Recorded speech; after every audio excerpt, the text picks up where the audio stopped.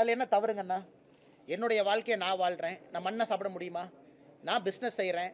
அதில யாரையாச்சும் அடிச்சு பிடுங்கன்னா, மிரட்டுன்னா, உங்களுடைய பணத்த வாங்குன்னா, இந்த பணத்த வாங்குன்னா, என்னுடைய தொழில் நான் செய்றேன். என்னுடைய விவசாயம் நான் செய்றேன். என்னுடைய அரசியல் நான் செய்றேன். இதில எதை தவறாக நீங்கள் பார்க்கின்றீர்கள்? நான் எங்கிருந்து சாப்பிடுவேன்? என் குழந்தைங்களுக்கு எங்கிருந்து ஃபீஸ் கட்டுவேன்? எதை செய்தாலும் நியாயமான முறையில் செய்ய வேண்டும் என்று நினைக்கின்றேன். என்னை எந்த தொழிலும் செய்ய வேண்டான்னு கையை கட்டி போட்டுவிட்டு உட்கார வச்சீங்கன்னா, நான் எங்கிருந்து சாப்பிடுவேன்? நாளை காலையில் எங்கிருந்து நான் சட்டை போடுவேன்? எங்கிருந்து நான் அரசியல் பண்ணுவேன்? என் காருக்கு நான் டீசல் எங்கிருந்து போடுவேன்? அதனால எல்லா வேலைகளும் நான் செய்றேன். செய்யக்கூடிய வேலைகள்ல தவற நீங்க சொல்லுங்க. ஆனா இந்த கம்பெனி ஆரம்பிச்சீங்க, இந்த கம்பெனில தவறு இருக்கு சொல்லுங்க. இந்த கம்பெனில இன்கம் டாக்ஸ் கட்டல சொல்லுங்க. இந்த கம்பெனில ஜிஎஸ்டி கட்டல சொல்லுங்க. அதனால நான் எந்த தொழிலுமே செய்யக்கூடாது என்று சொல்வதற்கு யாருக்கு இங்க உரிமை இருக்கு? நான் செய்யக்கூடிய தொழில்ல யாருக்கு பாதிப்பு இருக்கு? நான் ஏதாச்சும் ஒரு கெமிக்கல் இண்டஸ்ட்ரி வச்சு அதில் ஏதாச்சும் ஒரு மீனை போய் சாவடிச்சேன்னா, தண்ணியை நான் பாழ்படுத்தினா, மாசு பண்ணா சொல்லுங்க. எந்த தொழிலை ஆரம்பிப்பதற்கும் எனக்கு உரிமை இருக்கு. இன்னைக்கு நான் கட்சியில மாநில தலைவராக நான் இல்லை. எனக்கு ஓடுவதற்கு நேரம் இருக்கு. மூச்சு விடுறதுக்கு நேரம் இருக்கு. என்னுடைய வேலையை செய்வதற்கு நேரம் இருக்கு. எனக்கு பொருள் ஈட்டுவதற்கு நேரம் இருக்கு.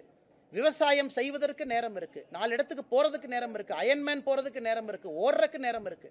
அதனால இது என்னுடைய நேரம், என்னுடைய வாழ்க்கை, நான் வாழ்றேன்.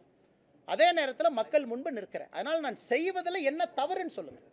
இல்லைன்னா நீங்க செய்வதில் இதான் தவறுன்னு கை காட்டினா நான் பதில் சொல்றேன். மற்றபடி திமுகவோ வேறு யாரோ ஒருத்தவங்க கை நீட்டி சொன்னால் என்ன தவறு செஞ்சேன்னு சொல்லுங்க. அதனால் அப்படித்தான் நான் இருப்பேன்.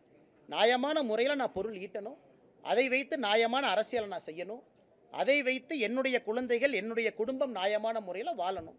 என்னுடைய மனைவி வேலைக்கு போகிறாங்க, என்ன தவறு? வேலைக்கு அவங்க வாழ்க்கையை அவங்க வாழ்கிறாங்க, அவங்க வேலைக்கு போகிறாங்க. நான் தொழில் செய்கிற என்ன தவறு?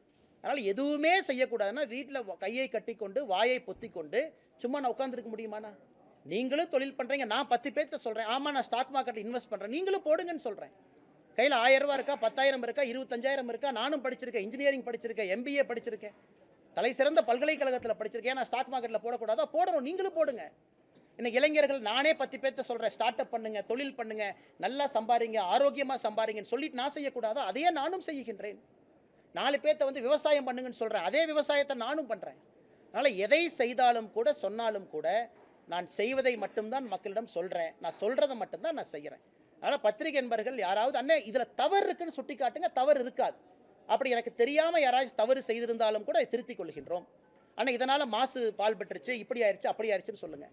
அரசுக்கு வரி கட்டுறதில் தவறிட்டேன்னு சொல்லுங்கள். நீங்கள் செய்யக்கூடிய தொழிலில் தர்மம் இல்லைன்னு சொல்லுங்கள். நான் செய்யக்கூடிய எல்லா தொழிலும் தர்மம் இருக்கிறது. உப்பு போட்டு சாப்பிட்றவன் நான். தவறு இருந்தால் சுட்டி காட்டுங்கள். தொழிலே செய்யக்கூடாதுன்னா என்னென்ன நியாயம்?